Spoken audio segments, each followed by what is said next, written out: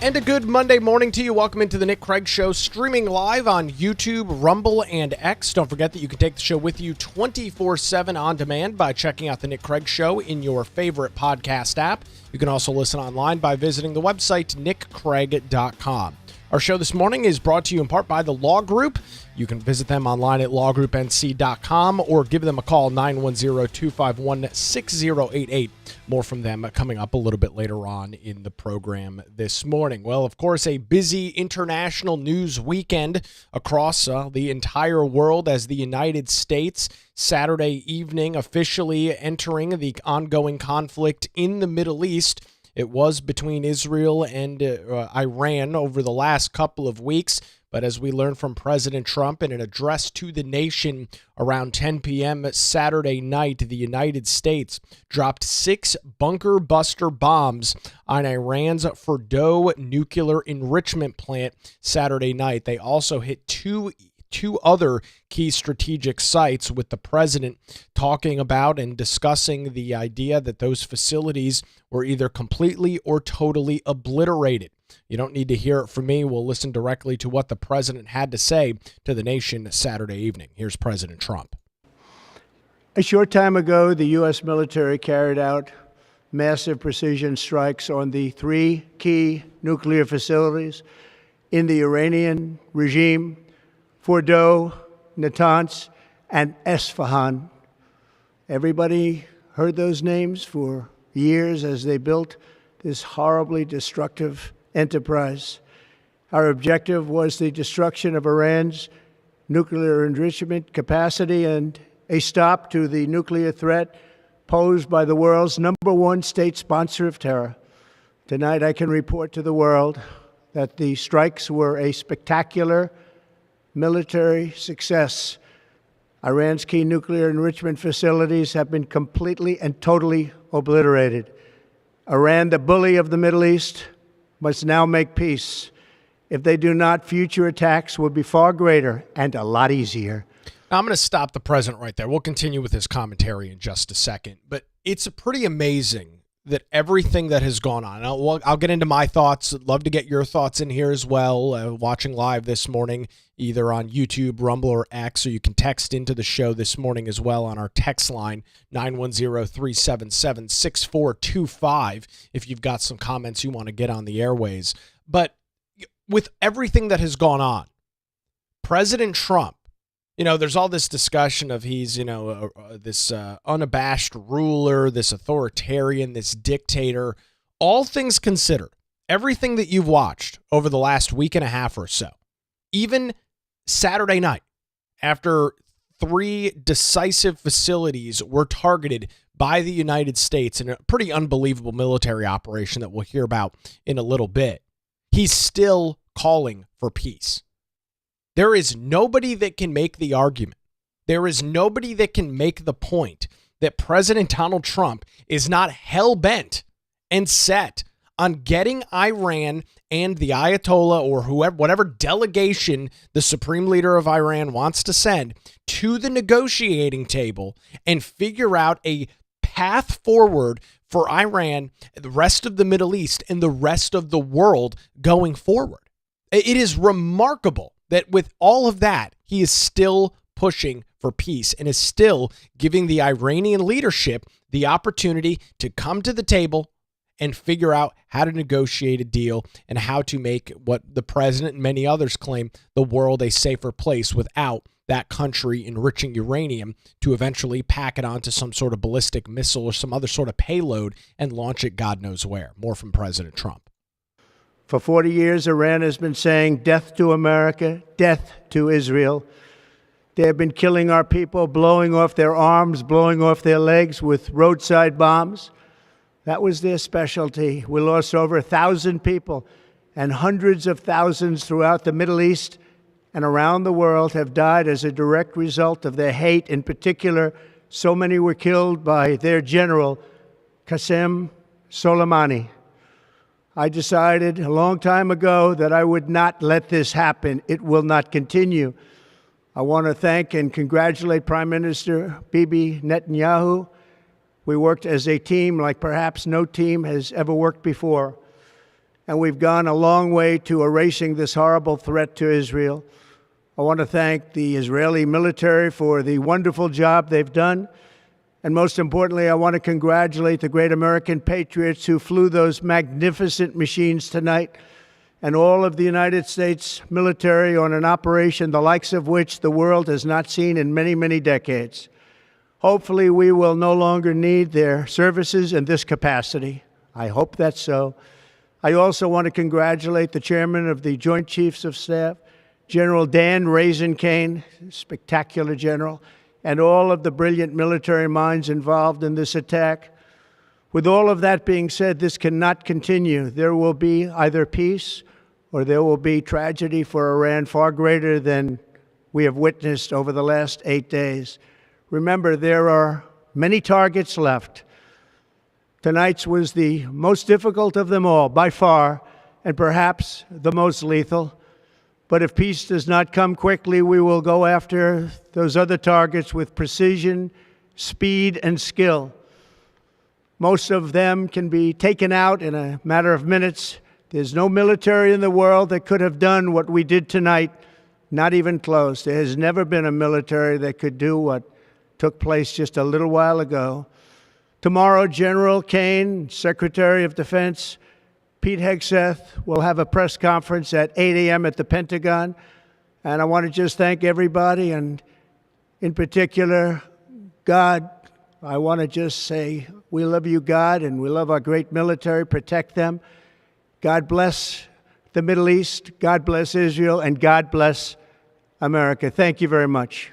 Thank you. So that's the president Saturday night. I believe kind of the first announcement, first discussion of this came in between 7 and 8 o'clock Eastern. The president posting on Truth Social that, in fact, he had ordered strategic military strikes on those 3 nuclear facilities in Iran. This, of course, comes after we learned in the middle or latter parts of last week that President Trump had said, hey, within the next 2 weeks or so, by July 4th, I will decide whether or not I'm going to get involved in that conflict. And I'll have my thoughts on everything that has unfolded coming up here in just a little bit. Want to get through all of these clips and kind of breaking down exactly what went on.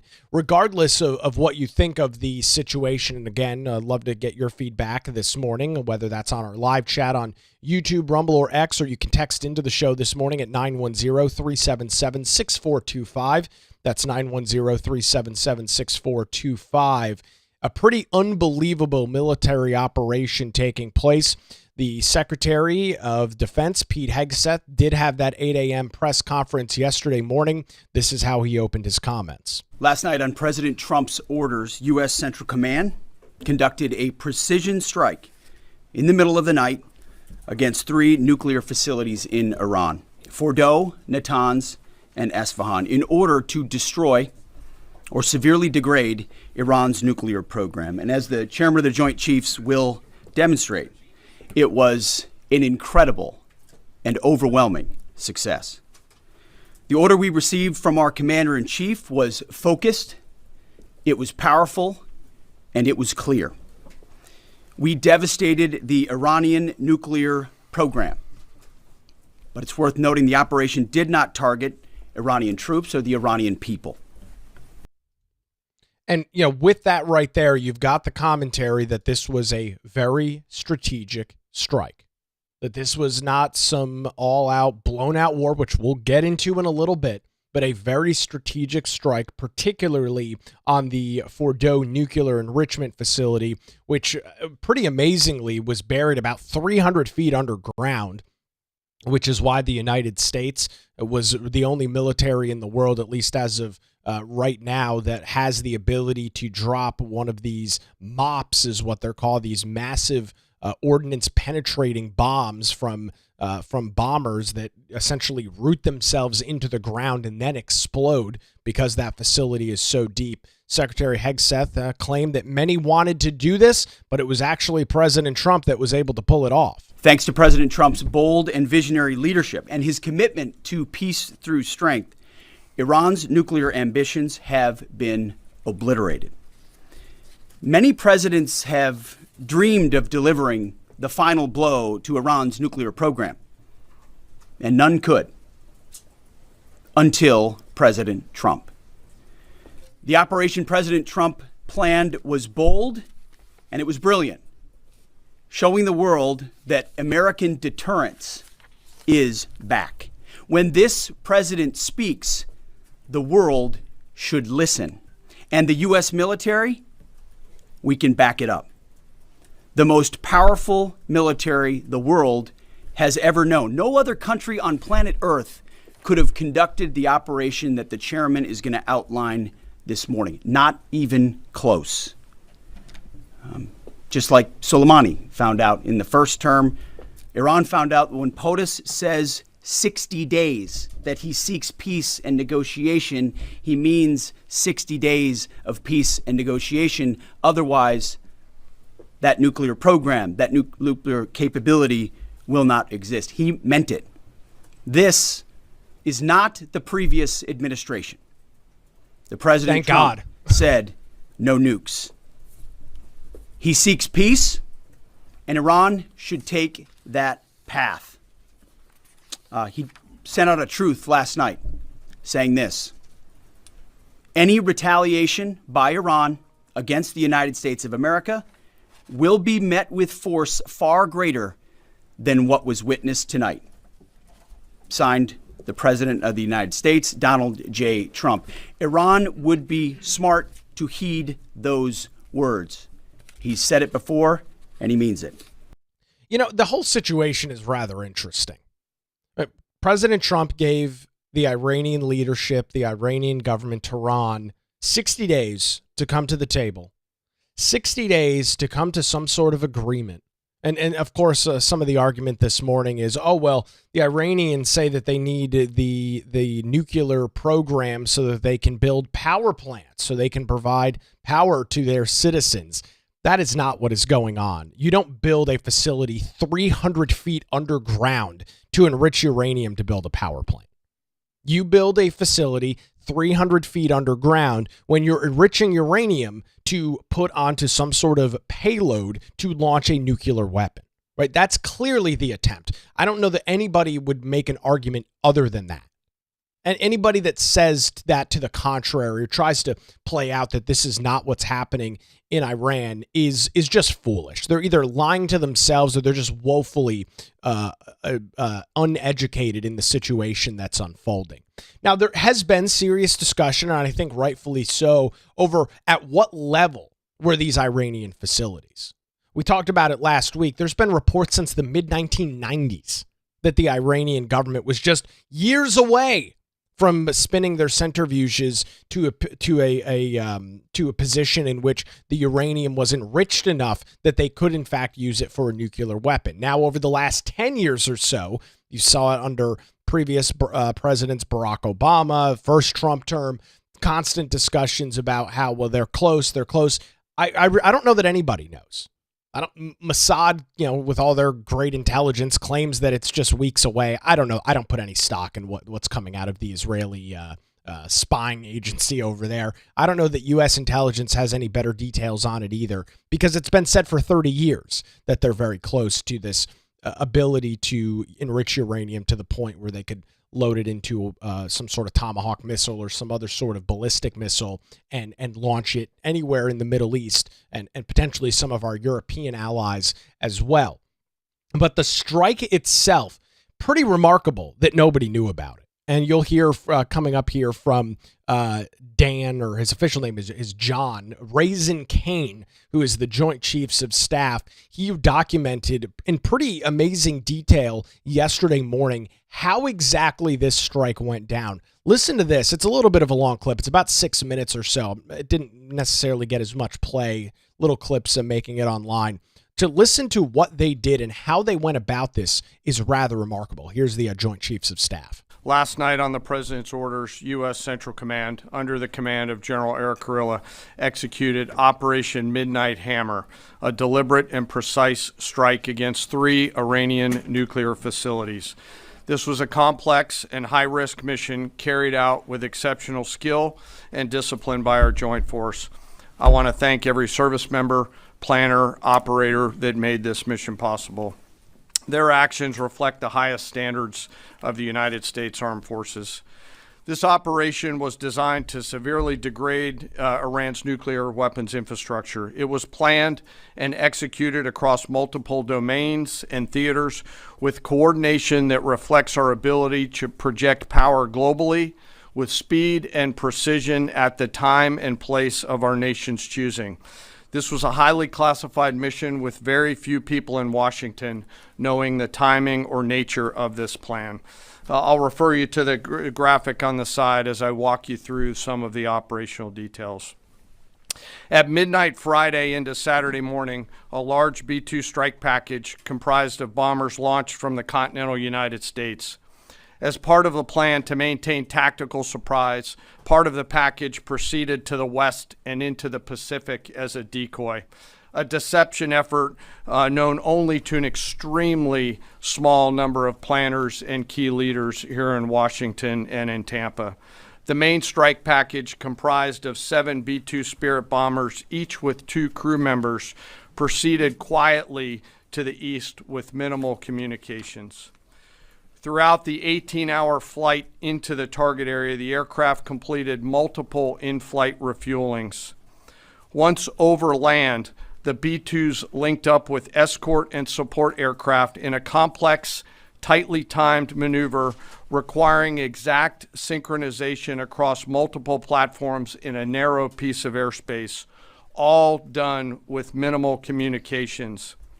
This type of integration is exactly what our joint force does better than anyone else in the world.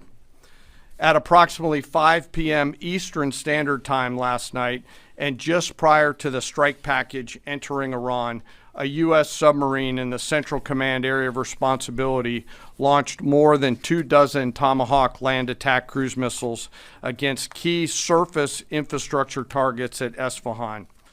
As the Operation Midnight Hammer strike package entered Iranian airspace, the U.S. employed several deception tactics, including decoys, as the 4th and 5th generation aircraft pushed out in front of the strike package at high altitude and high speed, sweeping in front of the package for enemy fighters and surface-to-air missile threats. The strike package was supported by U.S. Strategic Command, U.S. Transportation Command, U.S. Cyber Command, U.S. Space Command, U.S. Space Force, and U.S. European Command. As the strike package approached Fordo and Natanz, the U.S. protection package employed high-speed suppression weapons to ensure safe passage of the strike package, with fighter assets employing preemptive suppressing fires against any potential Iranian surface-to-air threats. We are currently unaware of any shots fired at the U.S. strike package on the way in. At approximately 6:40 p.m. Eastern Standard Time, 2:10 a.m. Iran time, the lead B-2 dropped 2 GBU-57 massive ordnance penetrator weapons on the first of several aim points at Fordo. As the president stated last night, the remaining bombers then hit their targets as well, with a total of 14 MOPs dropped against 2 nuclear target areas. All 3 Iranian nuclear infrastructure targets were struck between 6:40 p.m. and 7:05 p.m. Eastern Time. Again, that's about 2:10 in the morning local time in Iran, with the Tomahawk missiles being the last to strike at Esfahan to ensure we retain the element of surprise throughout the operation. Following weapons release, the Midnight Hammer strike package exited Iranian airspace and the package began its return home. We are unaware of any shots fired at the package on the way out. Iran's fighters did not fly, and it appears that Iran's surface-to-air missile systems did not see us. Throughout the mission, we retained the element of surprise. In total, U.S. forces employed approximately 75 precision-guided weapons during this operation. This included, as the president stated last night, 14 30,000-pound GBU-57 massive ordnance penetrators, marking the first ever operational use of this weapon. I know that battle damage is of great interest. Final battle damage will take some time, but initial battle damage assessments indicate that all three sites sustained extremely severe damage and destruction. So that's Dan Kane, the Joint Chiefs of Staff, going over the military execution of the events that unfolded Saturday night. And regardless of whether you think Trump should have or should not have done this, from a pure strategic military standpoint, again, we'll get into everything else in a little bit, but from a pure military standpoint, from all accounts, what you heard from the president, what you heard from Defense Secretary Pete Hegseth, what you just heard there from Dan Kane, the Joint Chiefs of Staff, a complete and utter success. You had planes that flew west, as were described as decoys. You had other planes that flew east. In total, these bombers flew for 30 some odd straight hours. They left Missouri, which is where they're located, flew all the way over to the Middle East, refueled multiple times, conducted the operation, from what we've been told so far this morning, a very successful operation, then immediately left the Iranian airspace and headed back to the United States, refueling again, never at any point landing or touching the ground anywhere in the Middle East, leaving, taking off in the United States, and once again landing in the United States. As the Joint Chiefs noted, not a single shot, no Iranian fighters, no Iranian missiles or any sort of missile defense technology ever detected the United States. We were in and out. And from a military standpoint, it's a remarkable effort, a remarkable plan. And honestly, I'm genuinely surprised that we didn't know about this before it happened. Right? Washington, D.C. needs a lot more plumbers. Why is that the case? Well, because everything leaks in D.C. I mean, you can't have the president go to the bathroom without some reporter or somebody inside the White House reporting it anonymously to one of the mainstream media outlets throughout the United States. There are so many leaks out of Washington, D.C., and it is quite remarkable that this operation was able to unfold in its very successful manner, at least from a strategic standpoint, without anybody knowing about it. Now, of course, you've heard the reaction. You saw some of the commentary yesterday of Democrats dismayed, Democrats unbelievably blindsided by this situation, so upset and so frustrated that they were not told that this was going to happen, that they were not told that this military operation was going to take place. Some comments coming in on our Rumble live chat this morning. Democrats screaming that they should have known and voted on it. They would have been the first to instantly run to fake news CNN and tell all. Oh, exactly. There's a good reason why the vast majority of Congress did not know before this happened.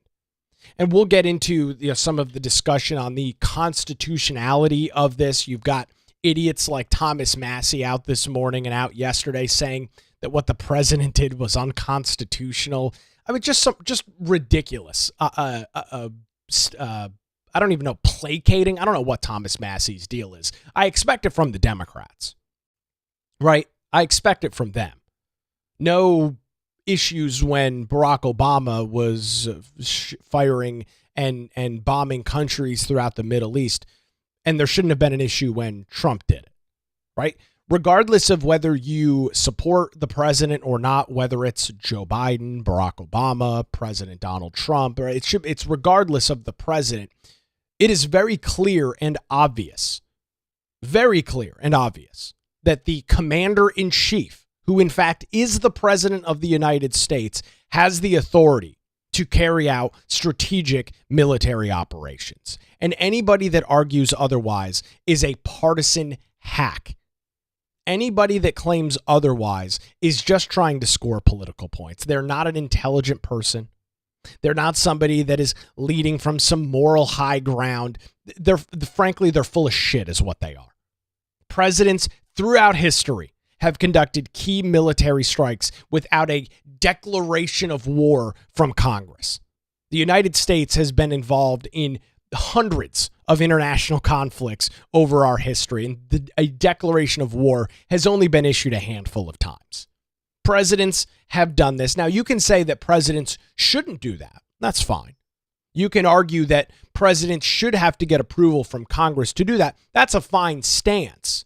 But looking at precedent, looking at George Bush, Barack Obama, now President Trump, the precedent is very clear and obvious that military strikes, specifically those that are very strategic in nature, as you heard from Secretary Hegseth, civilians weren't targeted, cities weren't targeted, hospitals weren't targeted. This was targeted at 3 key nuclear enrichment facilities across the country of Iran. So, with all of that said, I am struggling to wrap my head around any situation in which the president had some obligation to go to Congress before this took place. Congress was, in fact, informed after it was said and done, after United States bombers, after members of our military, individuals who have signed on the dotted line to put their lives at risk for my freedom, for your freedom, for the freedom of these cowards in Washington, D.C., after they were already out of Iranian airspace and on their way back to the United States. That's when Congress was notified, and I'm glad that's when they were notified. Can you imagine a situation in which Democrat members of Congress find out about this privately, leak it to the media, and give the Ayatollah, give the Iranian military, whatever's left of it, the Iranian Air Force, gives them a heads up that the United States is about to conduct operations? You talk about putting armed service members in harm's way. That's how you do it. The precedent is very clear. It is very obvious in the United States Constitution that the president does not have to get congressional approval or a blessing from Congress to go forward with these operations. Thomas Massey, Jim Kelly, and the rest of these clowns on television yesterday, and the rest of these individuals on social media claiming the otherwise are just, they're foolish. They're morons. They're idiots. They have no idea what's going on. Now, they probably do know what's going on. They're just trying to play up to their base. But that, of course, is incredibly troubling and problematic. But again, we're talking about the left, so not necessarily surprised or shocked there. So that's the setup.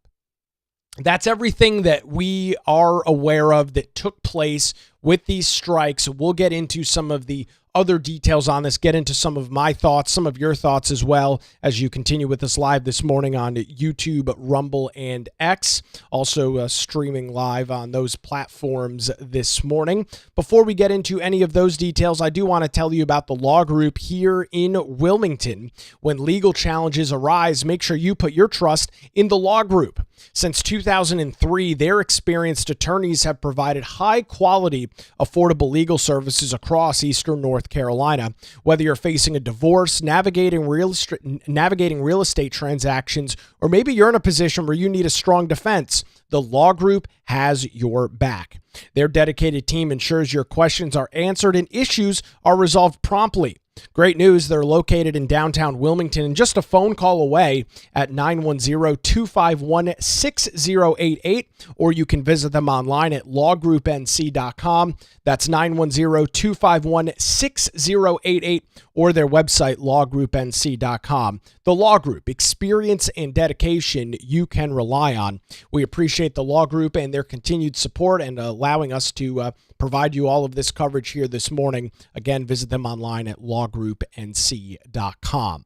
More on a busy international news weekend. The United States officially striking Iranian nuclear sites Saturday night. We'll get your commentary coming up live on YouTube, Rumble, and X, and 24/7 wherever you get your podcasts.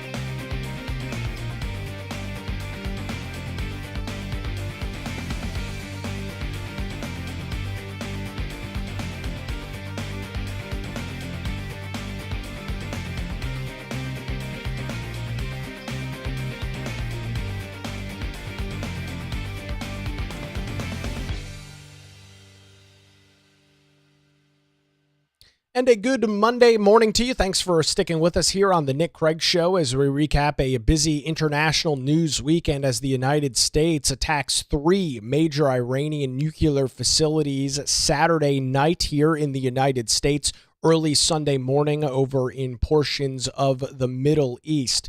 So let me start off with kind of where I fall on all of this. Love to get your feedback as well. You can text us this morning at 910-377-6425. That's 910-377-6425, or drop a line in one of our live chats this morning. This is kind of where I fall. I don't want Iran to have nukes. I don't want that. I don't think that's good. I don't think that makes the world a safer place. I don't think that makes the world a better place. But at the same time, I also don't necessarily trust the United States to not get into another forever war. And that's kind of where I stand this morning. Now, honestly, I'm kind of in the middle of everything. I don't want the Ayatollah who chants death to America, death to Israel. I don't want them to have the ability to spin centrifuges to the point in which they are able to arm a Tomahawk or some sort of ballistic missile and fire a nuclear weapon. I don't want that. And at the same time, I also do not want the United States dragged into another 10, 15, 20-year international conflict somewhere in the Middle East. And genuinely, I do not trust the United States to not get involved. Now, I trust President Trump, at least to some extent, but I don't trust that necessarily everybody else in the military-industrial complex. I sure as hell don't trust people like Lindsey Graham, who have been clamoring for war with Iran for a decade plus now. That's where I am struggling and kind of straddling the line this morning. If what you saw Saturday night, what we all witnessed, what we all heard about, and what was relayed to the American people is where things stopped and started with this situation, then I'm good. We strategically struck nuclear facilities. President Trump, I didn't pull the clip, but Secretary Hegseth mentioned in his press conference yesterday morning that the president has in fact been very clear that he does not want the Iranian military to have access to nuclear, or the Iranian government, Tehran, to have access to enriched uranium. He has been very consistent on that, the same way he's been very consistent on things like tariffs, right? Like or hate the policy, irrelevant. He's been consistent on it. But again, I do not trust that the United States will not get pulled into another international conflict. And that's where I'm at, and that's where I'm struggling this morning. So let's go, let's kind of take this piece by piece. Did the president have the right to react? Did the president have the authority to conduct these nuclear or these strategic strikes on these nuclear targets? The question is unequivocally, without a doubt, yes. There is no argument to the contrary.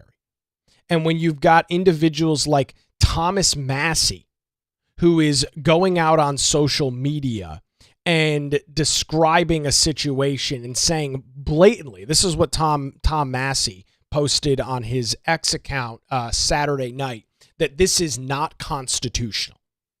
Thomas Massey is a complete jackass. There's no other way around it. This guy is against everything that happens in government. He is the most inefficient and I would argue, the most useless lawmaker in Washington, D.C. He is against the Republicans on everything. He is against the Democrats on everything. He's against Trump on everything. He's a do-nothing.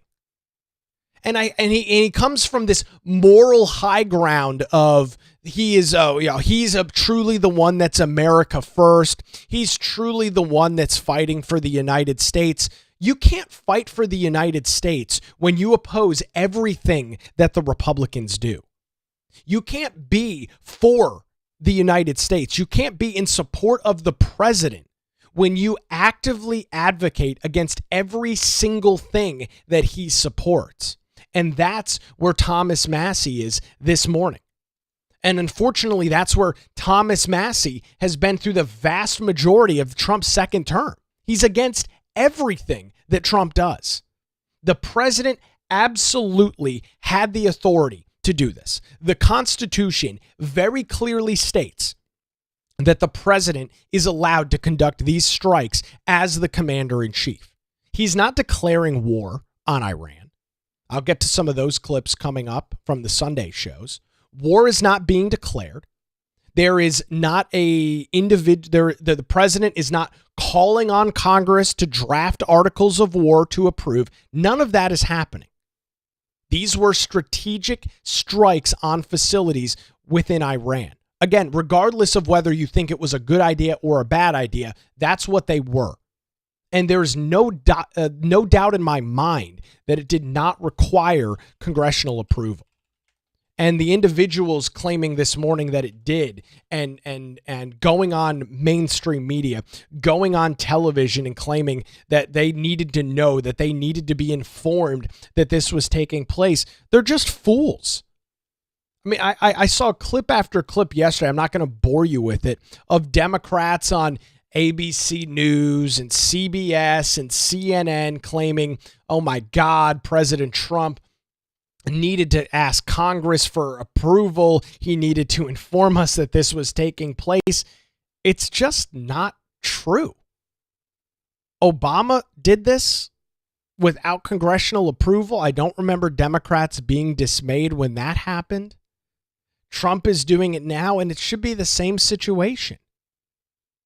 You know, I'm sure that there are going to be Democrats that are going to try and draft articles of impeachment against President Donald Trump for doing this. And those people are just fools. They're trying to score political points on something that is just a last-ditch effort and is honestly a weak attempt to try and dissuade the American people from the issue at hand. What we should be talking about was this a good idea for America? What we should be talking about is, was this smart for the United States? Not whether this was unconstitutional or not, because the evidence is very clear and obvious that it wasn't. The evidence is very clear that Congress was not required to be notified before this happened.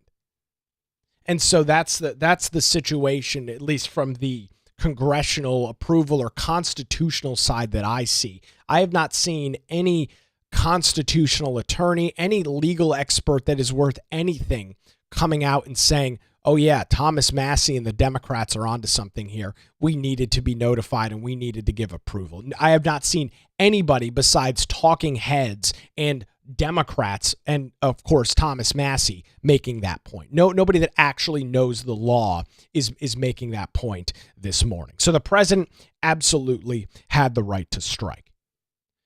So now I want to transition into whether this was a good idea or not. And before I can get into that, this is the question that is kind of burning in my mind this morning. This is one of the things that I am struggling to wrap my head around and get an answer to. And I wrote it down because I wanted to make sure I articulated it correctly. What was Israel's original plan? Back almost 2 weeks ago now, they decided that they were going to conduct massive military operations against Iran. They decided that they were going to start conducting military operations, firing missiles, getting planes up in the air, and trying to destroy some of the Iranian nuclear facilities that were above ground that they had access to. They were going to go after Iran's ability to launch surface-to-air missiles, go after some of their other other strategic military targets. What was Israel's original plan? If their plan was to completely destroy the Iranian nuclear program, as we've discussed this morning, if that was the case, and they knew that they couldn't do that without the United States support, that they knew they did not have these MOPs, these massive penetrating ordnance devices, then what was their original plan? Was the whole time to pull the United States into this conflict? Because if that's the case, then I have a serious problem with that. Forcing the United States into an international conflict as our so-called greatest ally in the Middle East really rubs me the wrong way, and it should rub you the wrong way. Now, if all of this was discussed and choreographed behind the scenes, President Trump and Benjamin Netanyahu were running the same page on this. Behind the scenes, they were in full agreement, and publicly, the president was kind of pushing a different message. Then my concerns kind of evaporate. But if not, if in fact our ally in the Middle East started this conflict with Iran, knowing damn well they couldn't finish the job and knew that they would have to pull the United States into the conflict, that very much concerns me. Again, do I want the Ayatollah to have the ability to enrich uranium and load it onto a nuclear warhead? No, I do not. But at the same time, I also don't want the United States essentially to be forced into international conflict. You know, you don't have to be an isolationist. That term, of course, has been going around a lot over the last week and a half or so. I'm not an isolationist, but I'm also not somebody that wants the United States dragged into conflicts that do not immediately affect us. Is there the potential for Iranian nuclear weapons to affect the United States? Yes, absolutely. But it is a far greater threat to the Middle East, where we've got many more allies than Israel. We've got Saudi Arabia, we've got the UAE, we've got other countries throughout the Middle East that have militaries that, of course, we fund. But they've got militaries, they've got strategic capabilities. We've got allies throughout the rest of Europe, which is far closer than the United States is to the Middle East and far closer to Iran. I do not like that the United States potentially was put in a position where we had no other opportunity but to say yes. I don't like that. And I hope that that's not the case, because if it is, if in fact Israel knew damn well this entire time that their goal, their objective was to draw the United States into this conflict, then I believe that we need to seriously discuss our ongoing relationship with that country. And I mean that. Not because I despise Israel, not because I hate Israel or I want them wiped off the map, but you don't handle situations like that with your allies. You don't force your allies into international conflict. You don't start something knowing that you can't finish it with the hope and the prayer that this other group that supports you comes behind and cleans up the job. That is not a situation that I want to be put in as an American by our so-called greatest ally. Now, again, if this was all happening behind the scenes, if Trump and Netanyahu were on the same page, this is how this was going to play out, then fine. Then that concern I am admonished of, and I can move on from that point. But that's not immediately clear this morning. Now, obviously, these discussions go on at a very, very, very high level. What the truth of the situation is remains to be seen. I'm not sure that we'll ever know exactly what some of the behind the scenes workings of this whole thing was. But if Israel got into this conflict, if Israel decided 2 weeks ago that they were going to start bombing Iranian facilities, knowing that they could not fully stop the enrichment, knowing that their ordinances that they had were not suitable to destroy these underground facilities like the one in Fordow that the United States dropped bombs on Saturday, that is a major, major problem. So now on to, was this a good idea or not? And I don't necessarily know that there's a right or wrong answer. In most cases, I like to have a right or wrong answer when discussing something, but I don't know that there's a right or wrong answer. I see and I understand both sides. You know, I hear from individuals and I see the commentary online, and I listen to enough and watch enough content to hear both sides of the argument. And it is truly a situation where I very much understand both sides. I understand those that say we've got to protect Israel, we've got to protect those in the Middle East, and we've got to, make a strategic strike and get this thing over with. I get that point of view. I also understand the other side where they say, This is not our problem to deal with. Let countries throughout the Middle East, let Europe, let them deal with this problem that is far closer to them and leave the United States out of it. We're sick of being the world police. The reality is the situation is said and done. I mean, I can sit here this morning and claim that this was a terrible decision, that Trump shouldn't have done this, that this was the stupidest thing he's ever done, which, by the way, many people on the right are posting on social media this morning and throughout the day yesterday. The reality is it's done. So the question is, since you can't go back in time and change it, since you don't have a time machine to change what happened, the question is, where do we go from here? Where does this situation unfold from here? And from my understanding and from what I would like to see, I would like the United States involvement to be said and done. We provided Israel with what they wanted all along. These massive, these MOPs, these bombs that Israel does not have the ability to fly, to penetrate into these Iranian nuclear facilities. We gave Israel what they want. At this point in time, unless Iran decides to attack U.S. forces, which it seems very unlikely, the United States needs to wash its hands of the situation. We did our part. Let Israel deal with the rest of it. Let them deal with the rest of this conflict. It's their problem to deal with, not ours. We did our part. I'm done. That's where I genuinely fall on what do we do now? Right? Where do we go from here? Because I can't go back in time. You can't go back in time and change it. I do not want the United States drawn in to another conflict. And that, of course, is bringing the discussion of regime change, which is a very interesting discussion that we'll get into here in a minute. But I do want to play a clip from you from CBS's Face the Nation yesterday. Marco Rubio was on with Margaret Brennan, and a very interesting back and forth exchange in which Rubio just kind of blows the whole media narrative right out of the water. So Marco Rubio, put this aside for a second.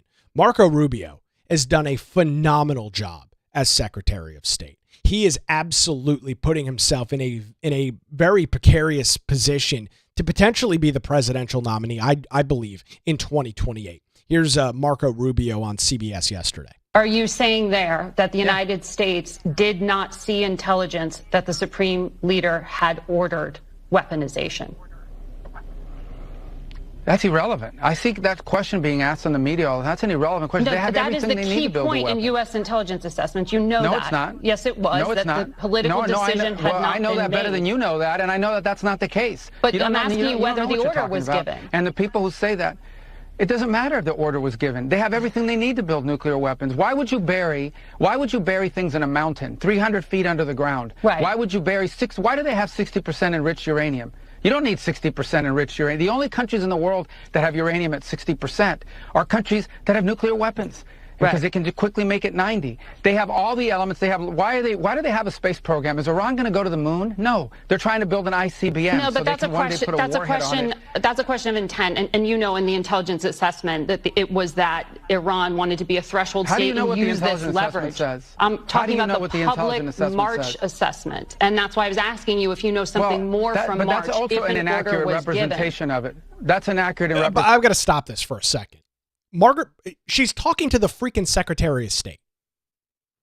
She is trying to explain to him what intelligence is needed and what needs to be done. He's the guy with the information. Margaret Brennan in CBS News is not the determining factor of whether the United States carries out a military operation. Right? This whole back and forth exchange is just going to show you the disdain that the media has for this administration. Rubio can't even get a word out edgewise, and he makes the point, I know this better than you. I'm the one, in some cases, calling the shots. What the hell do you know? You're a talking head anchor on CBS. You're talking to the Secretary of State. Let him speak. Representation of it. That's not how intelligence is read. That's not how intelligence is used. Here's what the whole world knows. Forget about intelligence. What the IAEA knows.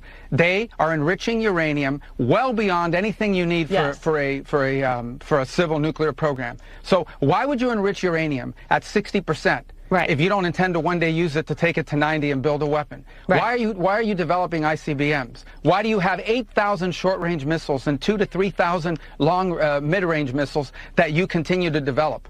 Why do you do all these things? They Understood. have everything they need for a nuclear weapon. They have the delivery mechanisms, they have the enrichment capability, they have the highly enriched uranium that is stored. Yes. That's all we need to see. Right. Well, and especially in so the hands of a regime that's already involved in terrorism and proxies and all kinds of things around. They are the source of all yes, and no one's disputing that. I'm not doing that here.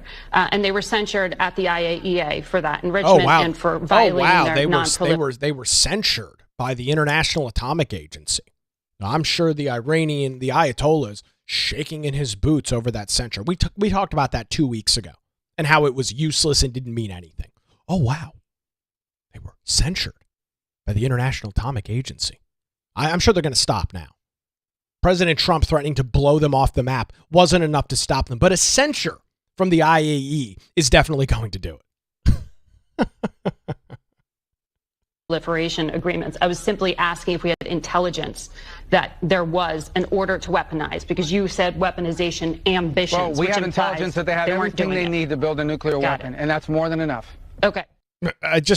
So almost 2.5 minutes with the Secretary of State, and she just wants to argue with him the entire time. There's no doubt about it that long-term goals, long-term objectives, as Secretary of State Marco Rubio points out, is for them to enrich uranium to a point in which they can build a nuclear weapon. I love his thing of why do they have a space program? They're not trying to fly to the freaking moon. They're trying to build an ICBM, an intercontinental ballistic missile. That's what they're trying to do. There's anybody that claims otherwise is a moron, right? Iran is not trying to put their flag on the moon. They're not trying to go to Mars like Elon Musk. They're trying to build ICBMs. They're trying to build other programs, whether it's ICBM or Tomahawk ballistic missiles, whatever, so that they can load nuclear payload onto it. That point is very clear and obvious. So there's to me not much discussion about that. They obviously want to do that. They've made it very clear that that's what they want to do. I made the point earlier, you heard it echoed by Marco Rubio. You don't build a facility in the middle of a mountain, 300 feet underground, to build a nuclear reactor to power a city. You don't do that unless you're, of course, trying to enrich it past the point of using it in a commercial enterprise like a nuclear weapon, right? That's the case there. So that was Marco Rubio on CBS battling back against fake news and their ridiculous narratives. And so we're going to end with this. Regime change. This is where I think the discussion kind of falls off. President Trump posted this yesterday on his Truth Social.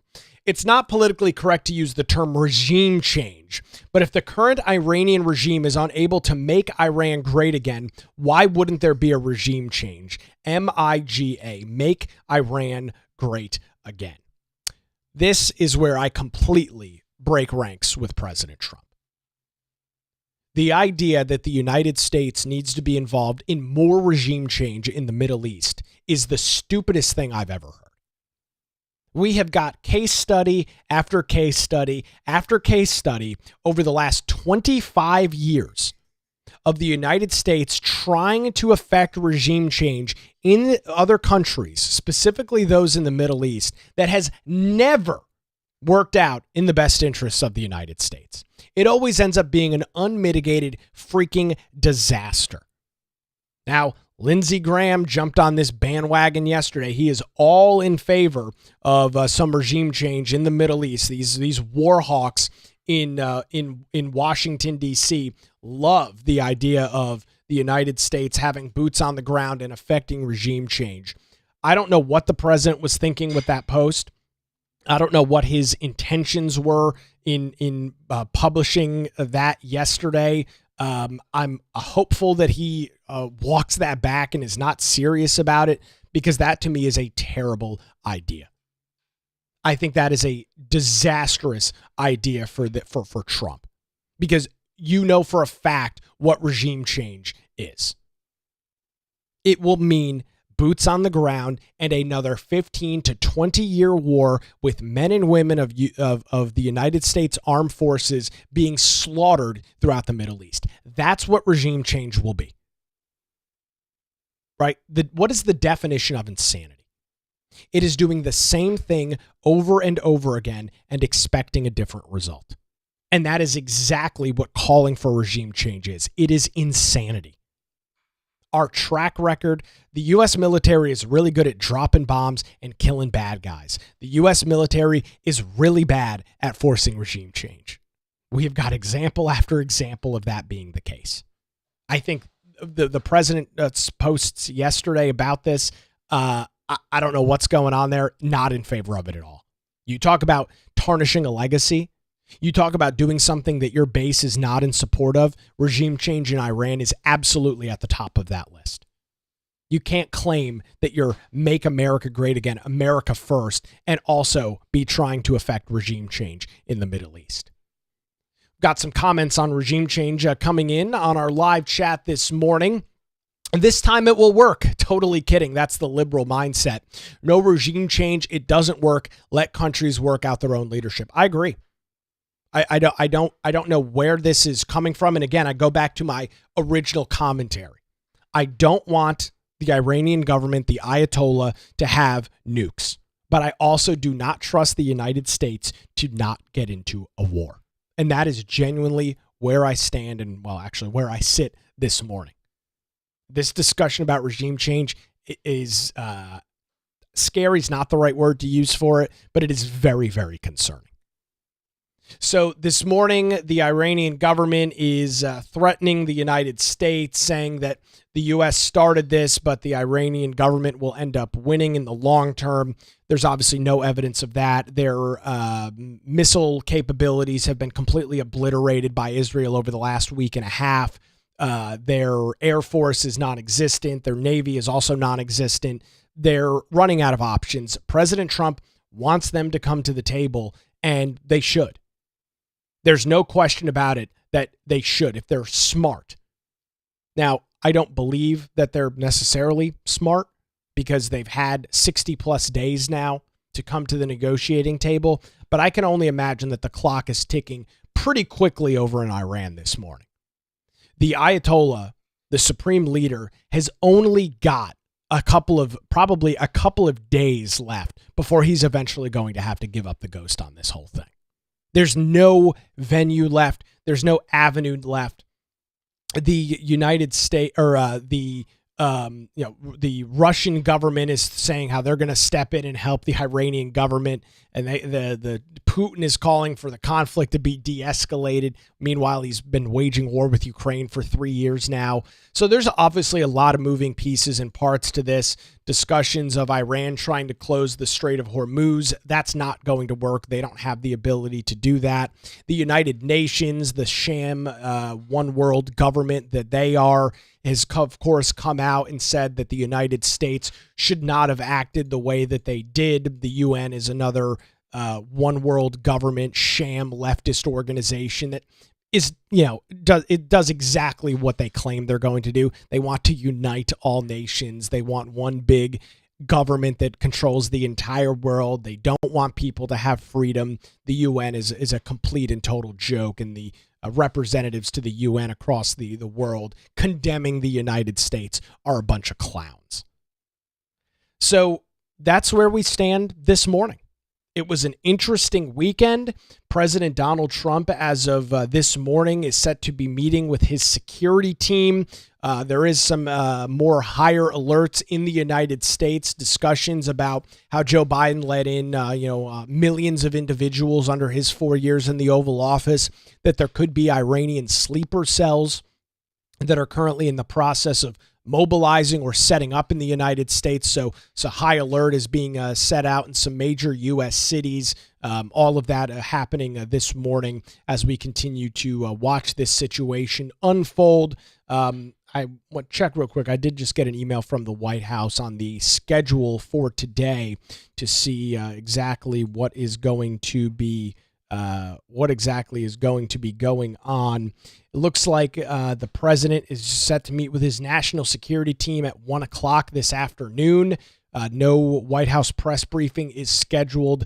I'm curious if we're going to see or hear anything from the president today obviously we'll keep a very close eye on that and the continued impacts of all of this as we watch this situation continue to unfold.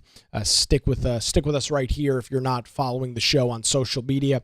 Encourage you to do so. X is a great place to keep up to date outside of our live show here weekday mornings at 7 a.m. You can follow me on X at Nicholas M. Craig, the Nick Craig Show on Facebook as well.